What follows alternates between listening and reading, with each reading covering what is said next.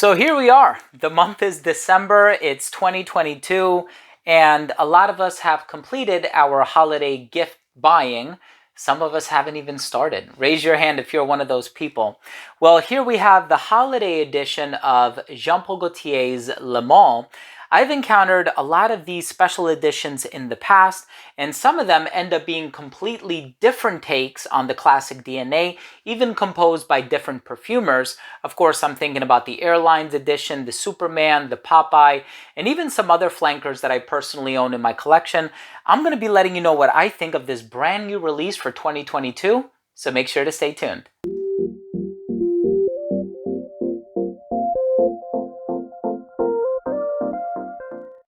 Now, before I begin today's episode and I smell the brand new Le Male Holiday Edition by Jean Paul Gaultier, give you my thoughts on it and let you know what I think it smells similar to, I do want to start things off by saying that if you're a fan of fragrance-related content, please do consider supporting the channel by subscribing to it.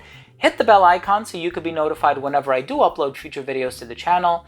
And of course, give this video a thumbs up if you enjoyed it, or if you took something of value from today's episode, would really mean a lot to me. So, I was kind of bored this morning and I was on Macy's website, and if you use DoorDash, you can actually get a same-day delivery. And I saw that they had this one in stock, and I don't recall seeing this one before. So I said, you know what? Let me see what it's all about. Let me check it out. Might be interesting to me. And I've always been a fan of the Le Male DNA. I think Francis Kurkdjian is an amazing perfumer. Of course, this has been around since the mid-90s, but I thought to myself, you know what? Let me see if this one is worth my time and energy. So I ended up purchasing it, and the fact that I'm reviewing it on the same day that I acquired it, I think that ought to say something. But in any case, let's go ahead and start things off with the presentation.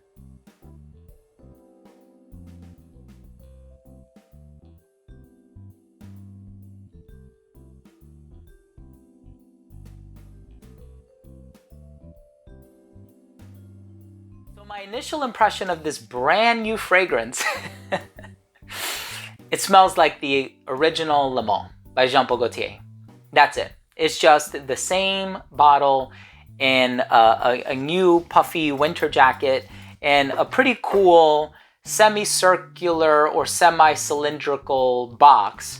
But it's literally the same thing. And I know that because I took my original Le Male and I did a side-by-side, and they both smell exactly the same. So anyway, if you already know what Le Male smells like, there's probably not much need for you to watch the rest of this video. I'm just going to be totally honest with you. But for me personally, Le Male is an amazing fragrance. If you've never tried Le Male, it is basically this mint, vanilla, and lavender combination. The lavender in here smells very modern, very gentlemanly.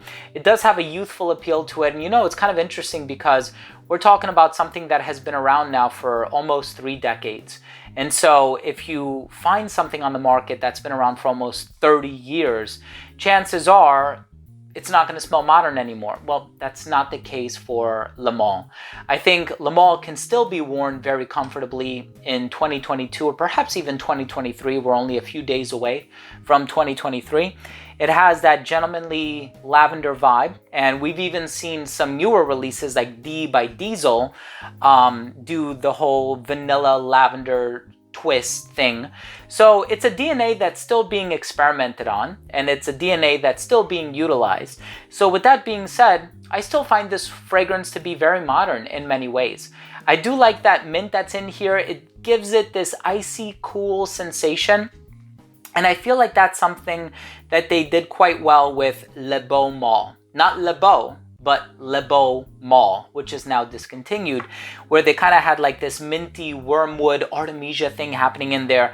So the mint kind of like hints at that DNA, that minty, cool, fresh DNA, but I still feel like the lavender and the vanilla tend to overpower this composition. One thing that I've been noticing in the past few years though, ever since I've started looking at this fragrance from a more analytical lens, is that I am getting a nice bit of this earthy patchouli that even borders on the side of smelling like soil. And I know that's very weird to say, but if you really take a deep sniff into it, if you will, you'll notice that there is this kind of earthy patchouli lingering in the base that contributes to what was once called the Oriental genre, which is now called the amber genre, on account of them finding that that term was a pejorative.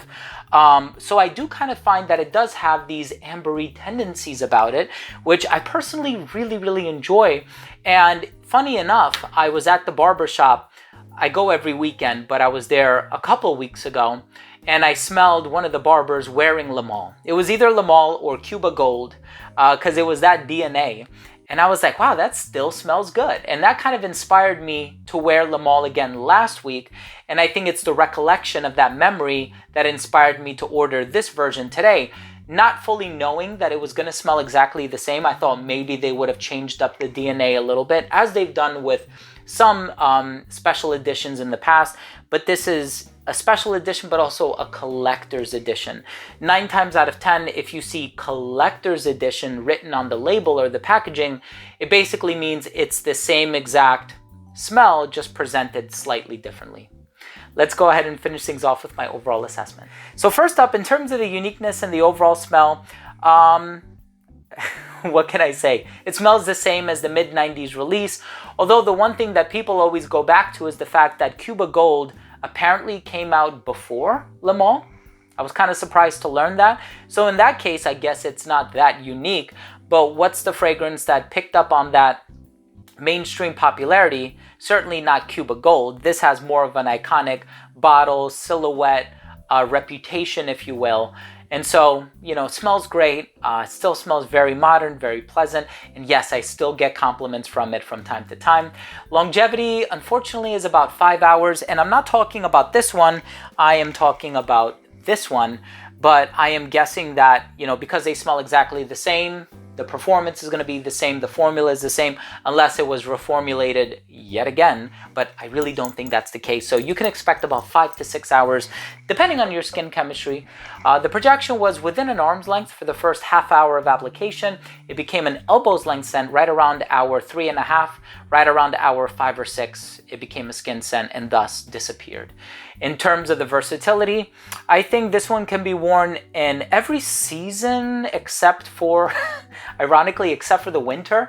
Even though the vanilla and the mint kind of gives it that winter DNA, I think there's something about the lack of lasting power that would make one instead want to wear it in the autumn or in the spring. But if you're wearing it indoors, realistically speaking, you can wear it whenever you want and wherever you want. It has enough of that sweetness that it can be worn casually. It has enough of that mint and lavender that it can be worn formally. Just keep in mind that you are running the risk of smelling like tons of other people, because Le Male is such a popular and such an iconic fragrance made by a brilliant perfumer whom I've had the pleasure of meeting in person like 3 or 4 times at this point. I mean, I've even worked with him on a fragrance of my own called Imperial. So he's an amazing guy. Had the pleasure of hanging out with him in Paris, and it was really nice. In terms of the presentation I think is really cool. It actually came just like this, but you can button the other buttons if you'd like. If he's feeling a little cold one evening, you can button them up. So my final verdict on this fragrance is, if you're a fan of Le Male by Jean Paul Gaultier, if you happen to have an extensive Le Male collection, and if you collect the collector's edition offerings of this fragrance, pick it up. If you ran out of your bottle of Le Male and you're looking for something presented in a slightly different way, pick it up.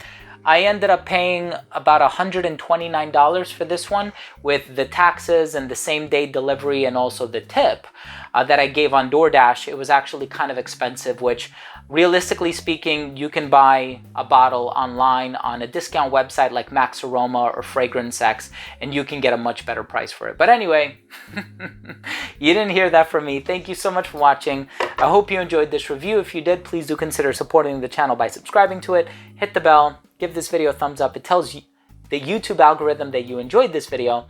Thank you for watching. Love you guys. We'll see you tomorrow. Bye.